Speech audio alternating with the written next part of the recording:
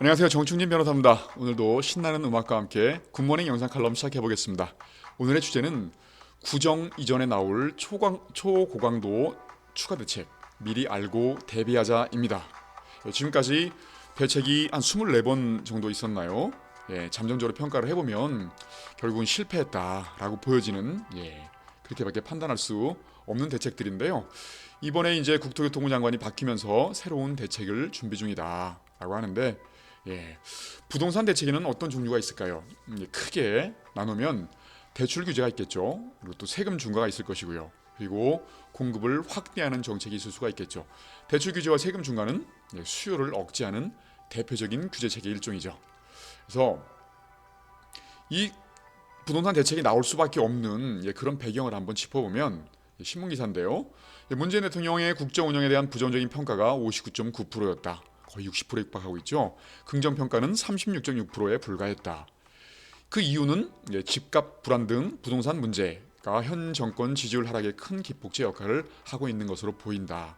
제 생각도 마찬가지거든요. 게다가 지금 4월 7일로 예정된 서울시장 선거, 부산시장 선거에서도 굉장히 이 부동산 정책의 실패에 대한 문제들이 많이 추궁이 있을 거란 말입니다. 그렇기 때문에 그 전까지는 대통령의 지지율도 끌어올리고 그 다음에 그런 그 광역 자치단체 선거에서도 승리하기 위해서는 이런 그 여론들을 지금 여당 쪽으로 끌어오기 위해서는 반드시 부동산 시장을 잠시라도 잠정적으로라도 잡아내야겠다라는 위기의식이 지금 팽배해 있는 상태죠. 그렇기 때문에 초강도, 초고강도의 대책이 또 나올 가능성이 크다.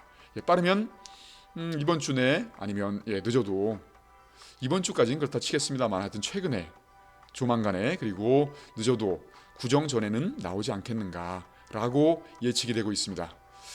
그래서 이제 이 부동산 정책의 축은 대통령을 필두로 해서 부총리 지금 홍남기 부총리께서 굉장히 지금 노력을 많이 하고 계시죠. 그리고 이제 국토교통부 장관 이렇게 세 축이 있을 텐데 이제 대통령도 굉장히 집값을 잡겠다는 의지가 굉장히 크고 그다음에 홍 부총리는 공공민자 민간 110조 원 투자 프로젝트의 경우 주거 안정, 한국판 뉴딜, 신산업 육성 등 핵심 분야에 중점적으로 투자할 계획이다. 그래서 올해 상반기 안으로 3기 신도시 건설 등 주거 안정에 26조 4천억 원. 이렇게 나름대로 굉장히 큰 규모의 재원들을 쏟아넣겠다. 뭐 이런 식으로 지금 의지를 밝히고 있고요. 그래서 이런 대규모 재원이 투자되면서 고양 창릉, 남양주 왕숙 등 대형 신도시 건설이 본궤대에 올라설 것으로 보인다. 이렇게 나름대로 강력한 의지를 보여주고 있습니다만은 제가 지금 걱정하는 부분들은 이 3기 신도시 공급해가지고 집값을 잡겠다, 총력을 기울이겠다, 뭐 이런 의지는 참 좋습니다만은 지금 거의 이제 140조에 달하는 이 유동성이 또 시중에 풀리게 되면 이 부동산 시장과 유동성 제가 이제 가끔 방송에서 말씀드렸다시피 시장이 상승할 수밖에 없는 중요한 요인 중에 하나 꼽는 것들이 이 화폐량이지 않습니까? 이런 게 유동성 아니면 뭐 다른 말로 통화량 이런 식으로 표현이 되는데 굉장히 큰 유동성이 지금 공급이 되는 상황이지 않습니까? 이렇게 됐을 때 부동산 시장이 또 어떻게 될 것인지 그 우려가 먼저 앞서는 건 왜일까요?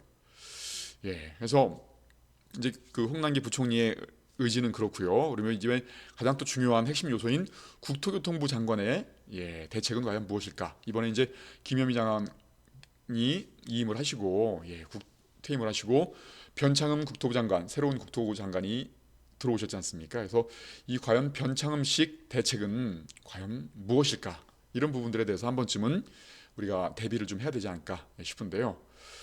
뭐 이 변 장관의 핵심적인 그런 부분들은요. 민관 협력을 통한 패스트 트랙으로 주택을 신속히 공급하겠다입니다.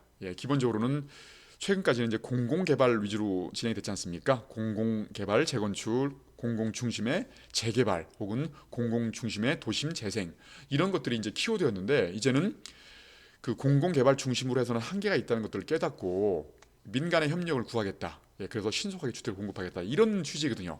이게 이제 다른 그 국토교통부 장관과 차별화되는 변창흠 장관만의 특별한 특징이 아닌가 싶은데요. 민간 건설사에게 창의적인 설계와 시공을 통해서 품질 높은 주택 공급을 대량 혹은 신속히 공급하도록 유도하겠다. 그래서 요즘에 민간 건설사 대표들과 좀 효동이 잦은 편이죠. 예, 그렇습니다. 예, 이 부분들은 좀 긍정적으로 평가할 만하겠죠. 공공개발 중심으로 하는 것들은 예, 분명히 한계가 있고 효율도 굉장히 낮죠. 그런데 어차피 이제 민간 사업자들을 대상으로 해서 설득을 해서 공급을 늘린다고 한다 그러면 공급의 속도가 빨라지지 않겠는가 이런 느낌은 분명히 있습니다. 그리고 가장 기본적인 그런 핵심은 바로 이거죠. 수도권과 지방 대도시를 대상으로 역세권, 중공업지역, 저층주거지들을 종합적으로 고밀도로 개발을 해서 고층 고밀도로 개발을 해가지고 충분한 물량을 공급하겠다. 이게 이제 변창음식, 변창음 장관식 예, 공급 방안이겠죠.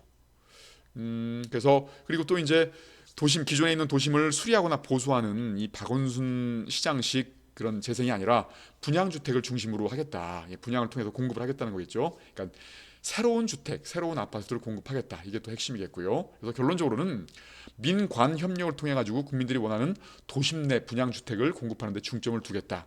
예, 방향은 잘 잡은 것 같습니다. 지금 아무리 그 임대주택 많이 만들고 해도 기본적으로 선호하는 주택 형식들은 아니지 않습니까? 이렇게 되면은 공급을 확대한다 이런 것들이 지금 무색해질 텐데 도심 내 분양 주택을 공급해서 또 선호도가 높은 예, 그런 역세권이나 뭐 이런 쪽으로 개발을 해가지고 고밀도로 개발하겠다는 이런 취지는 굉장히 좋은 것 같고요. 그 방식으로는 민간 협력 사업에 참여하는 토지들에게 강력한 인센티브를 줘서 적극적으로 참여를 유도하겠다 이런 취지입니다. 예, 어떻게 보면 공급 확대를 하는데 좀 더 구체적이고 어떻게 보면 또 실현 가능하고 되게 효율적으로 공급을 하겠다 뭐 이런 취지들인데 그럼에도 불구하고 예, 과연 지금 당장 지금 공급이 필요한데 뭐 예전에 이제 그 김현미 장관께서 말씀하신 예, 그런 얘기가 다시 한번 떠오르는데 일단은 주택이 빵이라고 한다 그러면 내가 밤을 새워서라도 만들어내겠다라고 말씀하시는 거. 근데 주택은 빵이 아니죠. 그래서 지금 수요가 많이 늘어나고 있고 그러면 그 수요를 충당시킬 만큼의 주택을 당장 공급을 해야 되는 상황인데 공급 예, 주택의 그 특성 경제학적인 개념으로 본다 그러면 공급의 비탄력성이 극대화돼 있죠. 그러다 보니까 바로바로 공급을 할 수가 없죠.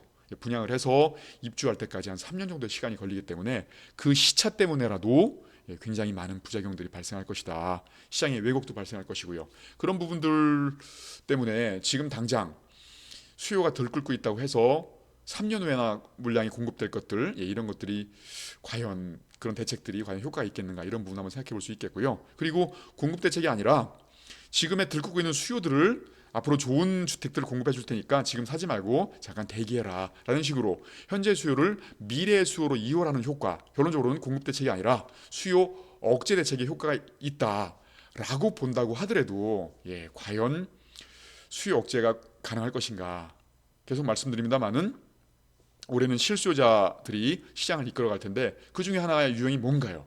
바로 이런 공공주택이나 민간주택 분양에서 낙첨하는 수요들 그렇죠? 그러니까 경쟁률이 굉장히 셀 텐데 거기서 낙첨하는 수요들이 일정 비율이 만약에 폭발적으로 기존의 주택을 매입하는 그런 수요로 전환한다고 한다면 대기 수요로 지금 이월시키는 효과가 크지는 않겠다. 오히려 시장의 왜곡이 초래될 것이다. 이런 부분들도 한번 우려해 볼 만하겠죠.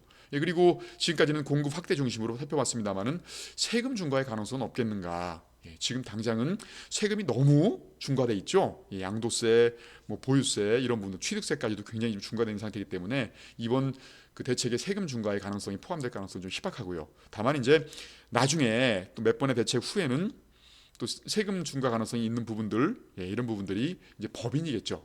지금 같은 경우에는 법인이 양쪽 다 막혀 있죠. 대출도 안 되고 세금은 굉장히 중과돼 있고 그래서 메리트가 없습니다만은 내년 6월 1일 기점으로 해서는 또 법인의 메리트가 살아나는 그런 시점이 되겠죠. 왜 그럴까요?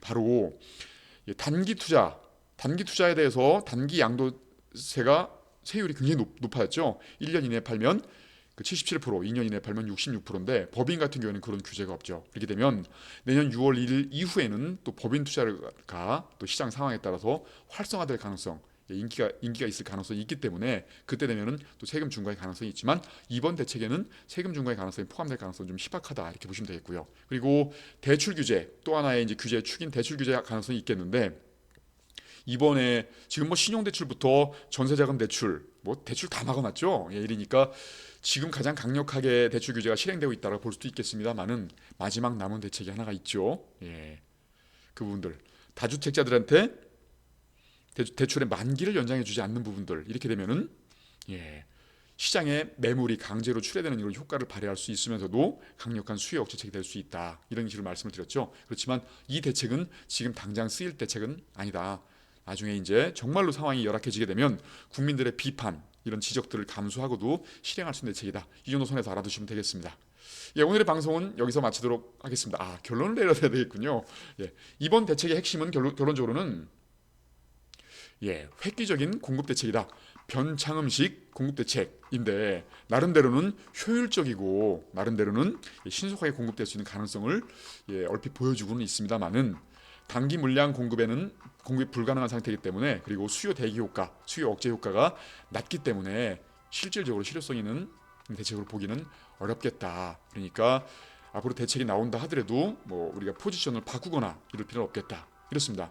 여러분들 부동산 그 투자의 격언 중에 이런 게 있죠. 부동산 투자는 예측이 아니라 대응이다. 이런 부분들은 제가 굉장히 싫어하는 말인데 부동산 투자할 때 무슨 그 대책이 닥치고 나서 대응을 하기 위해서 포지션을 바꾸거나 이렇게 하는 것들은 굉장히 위험하다고 보여집니다. 그래서 일정한 공부를 통해서 혹시라도 공부가 안 돼 있다면 공부가 돼 있는 전문가를 잘 선택하셔가지고 그 전문가의 예측과 더불어 가지고 대응을 하는 거, 이게 안전한 투자, 효율적인 투자의 가장 지름길이다라고 생각하시면 되겠습니다.